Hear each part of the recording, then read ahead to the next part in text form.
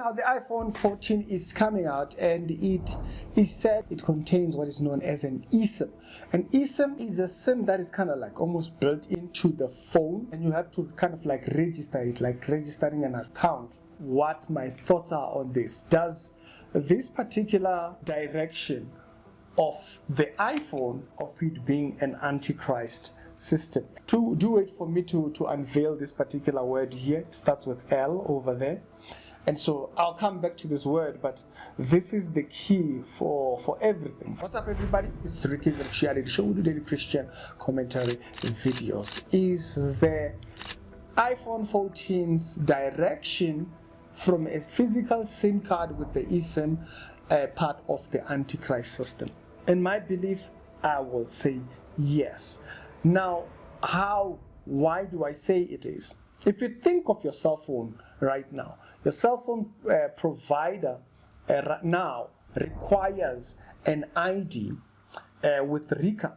So your SIM card is taken, it's registered with RICA, and after your SIM card is registered with RICA, they require your physical address, proof of residence, and they require your ID. And so you can't just have a cell phone number. It has to be thingy. Now, I've mentioned this before. When that system of RICA came out, people were being threatened. Now, of course, we don't remember it, but that was like 10 years ago. This system was shoved through our throat. So your cell phone number now has your ID and your physical address.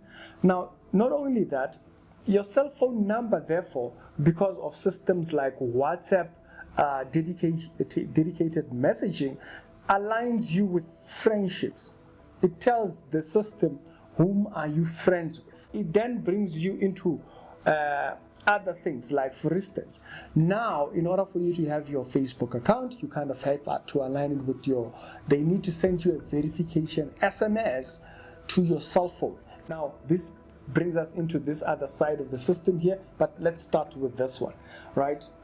With your Facebook page, you have political affiliations, the kind of people you follow politically, okay, with your Facebook account. Now remember, your Facebook account is already linked to your cell phone number, and so you have political affiliations, things that you follow politically, and you have all other things like the things that you endorse, whom you endorse, and why you endorse them based on your comments, like, oh yeah, I agree with this, oh no I don't, why are they doing this? You know, those kind of comments that you make on Facebook and them kind of things. By the way, my Facebook is still deactivated. Things that you are willing to compromise, that word, right? The things you are willing to compromise on. There are things that other people might share that you don't agree with, but you can compromise on. So this kind of puts it out there.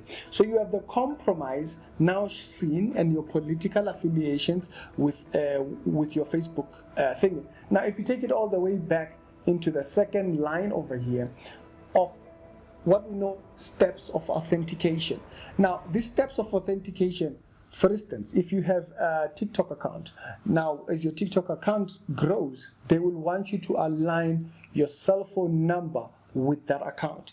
And once you align your cell phone number, so there's two-step authentication because people steal accounts, right? Attaching it to your ID, attaching it to your location, attaching it to your, you see what's happening here, to your political views and whatnot. It aligns with your YouTube account or your Google account. It needs authentication of your cell phone number. Facebook just about the same, and Instagram right about the same thing. If you go from that and you focus in on the RICA system again, you have your address, you have your ID book, but your ID book and your address also attached to your financial class. Your financial class, like where do you live, the kind of things you actually aspire to achieve, and all that kind of stuff. So this information here tells them what financial class you are.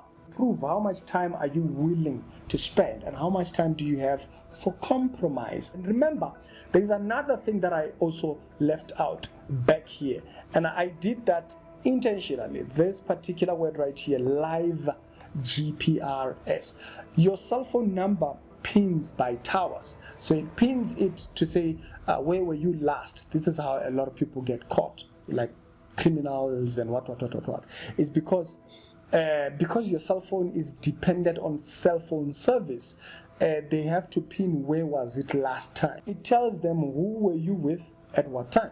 Because if they can just source who of these friends registered with whatever number they have and who they are were next to you during this particular, so it kind of gives them, and also what kind of political positions they hold, what they are willing to compromise on back there again. If you can have friends who compromise on these things, you are more willing to believe those things. Look back into stories about Rome and China building a credit score system.